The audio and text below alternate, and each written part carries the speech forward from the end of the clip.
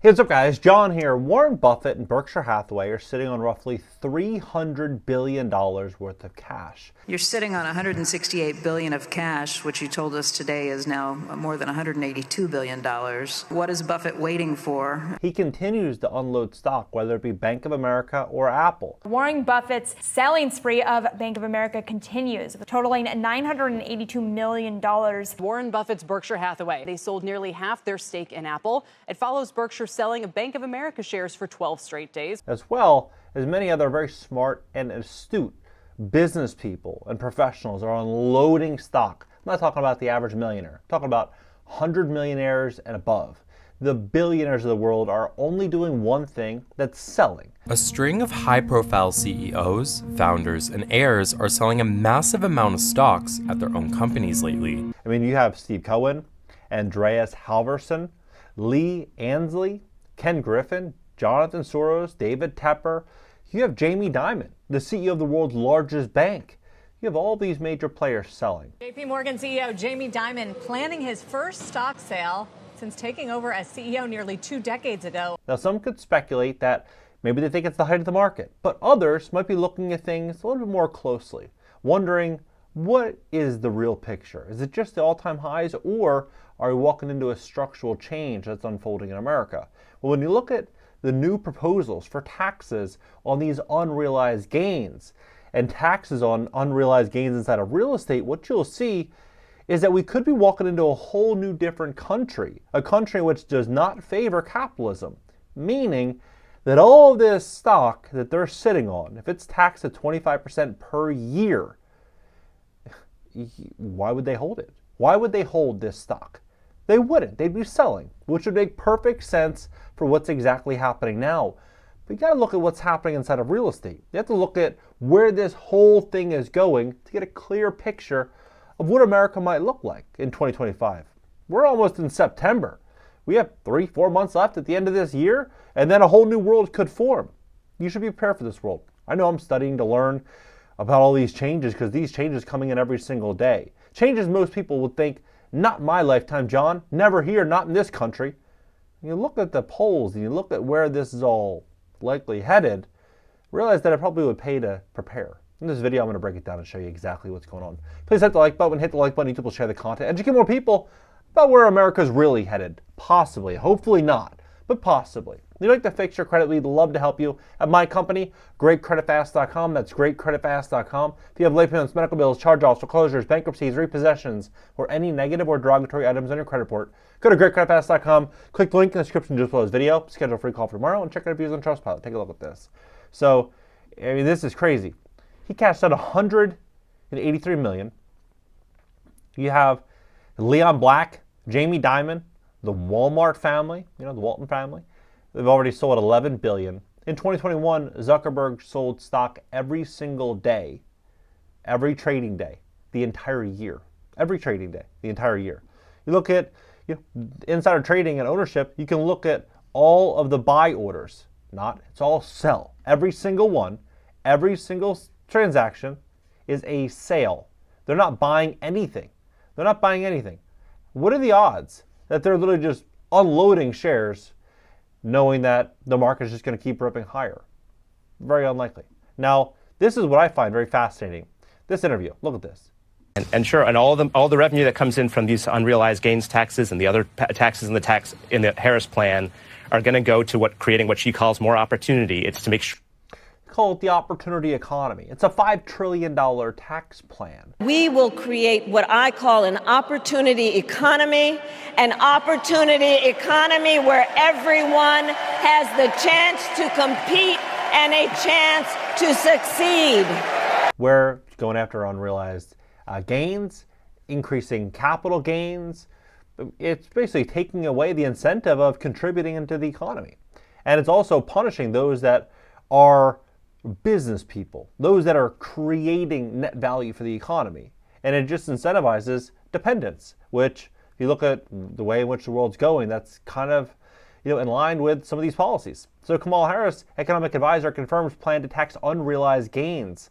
Appearing in CNBC's Squawk Box program, Kamala Harris's economic advisor confirmed the plan to tax unrealized gains. The CNBC anchors challenged the tax plan while Rama spoke its merits, yet it confirmed that the economic policy remains an ongoing part of the Harris campaign. Kernan poignantly told Rama, it's never going to happen.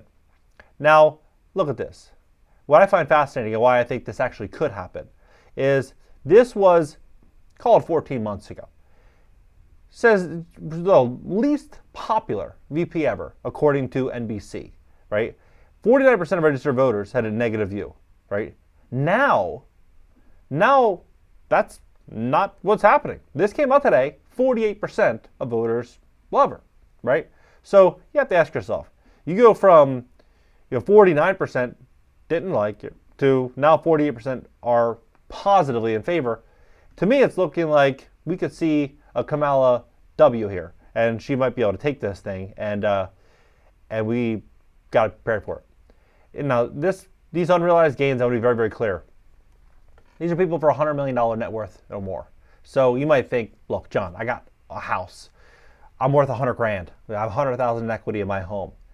Well, when you look at the economic output created by people that are high net worth individuals, they hire millions and millions and millions of people. And if they are penalized for doing that, what are they going to do? They're going to issue massive layoffs. So you might work for a company, and the CEO of that company might be very, very successful. And you say, look, that's that CEO's problem. Well, that CEO is going to pay attention to their bottom line. And they're going to be firing people. They're going to be laying people off, outsourcing talent, closing down locations in America, opening them up in different locations. They're going to be making changes and modifications to offset these losses. Because 25% per year is just so astronomical. It is such a big number, especially when you look at how they're factoring this in. This is even Snopes. They fact-checked it. So it is 25% unrealized. Now, they reported 1 day ago, this is Realtor.com, that the average home price in America is $426,000. Now, I don't know about you. I think the real estate market was a little different in 2021. There was a line out the door of every open house. People paying $50,000, $100,000 over asking price.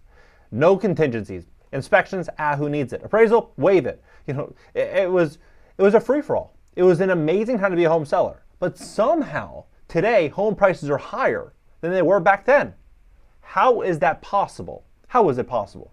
Even their own data this is the Federal Reserve Bank, right? This is the Federal Reserve Bank said home prices in Q4 2022 was $442,000. Now they're saying it's $412,000. So they're saying that home values have dropped about $30,000. But that isn't in line with all the other data coming out saying that no, home prices are record highs.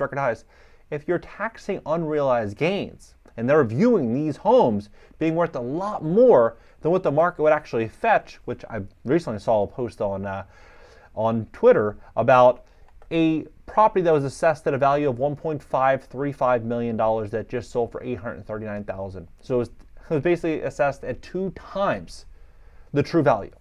Now, if they're taxing 25% of these alleged values, imagine what that would look like. How would owners of these properties be able to pay?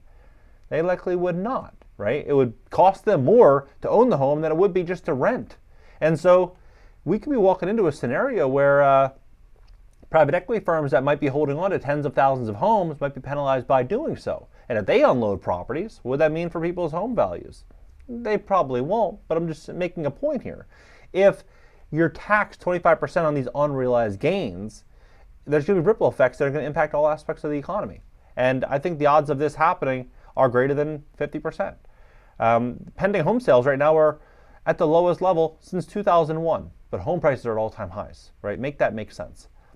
Now, even before, this is a while ago. This was, about a month ago, which today is like a while ago. We're talking about free health care and all these different plans, even capping cost at grocery stores, eliminating late fees, junk fees, basically changing every aspect of the economy. A lady who owns a grocery store says it would turn America into a third world nation. A third world nation. I mean, when you're looking at $5 trillion, and then you just look at what all the smart money is doing, this $5 trillion tax plan on tax increases, and then you look at what the smart money is doing, it seems likely that they're probably doing something for a reason, right? Otherwise, these billionaires, they could easily go to the Merrill Lynches of the world, these large banks, and say, look, I got $500 million worth of stock, $1 billion worth of stock. I don't want to sell it. I really believe in my company.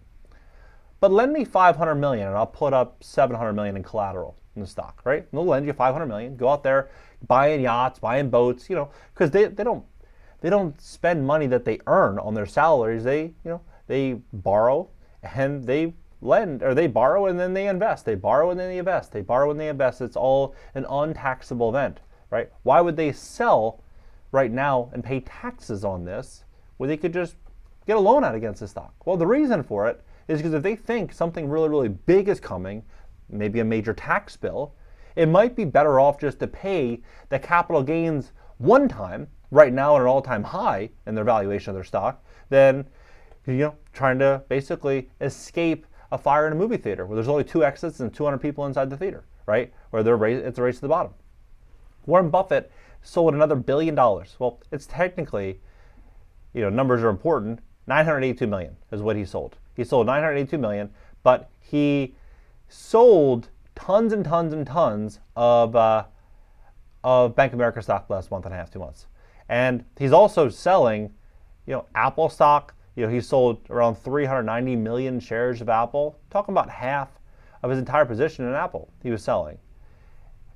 Maybe it could be that, and this is Ray Dalio, saying that he thinks it's very probable that we could see a civil war in this country. I mean, all these variables are very, very possible. But I do think they've even predicted we're going to see an angrier world. I'm predicting that these billionaires are not off here. I think that they're selling for a reason. I think they understand where we're going. Ray Dalio saying, civil war. He, in 2013, was the most successful hedge fund manager in the world. This guy knows and has access to information far, far more accurate than what everyday American consumers have. He's been talking about this for a little while. There's even a movie that was out recently about civil war. We could be walking into a whole different situation where you're seeing tens of millions of Americans extremely upset, maybe more than that. You're seeing the cost of everything just going through the roof, maybe a rising black market because of caps at grocery stores. All this is speculative.